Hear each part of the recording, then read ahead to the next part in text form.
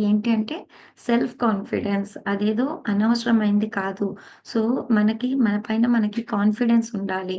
So, దానికి మనం ఎప్పుడూ ప్రయత్నం చేస్తూనే ఉండాలి. పెంచుకుంటూనే ఉండాలి అని చెప్పారనమాట.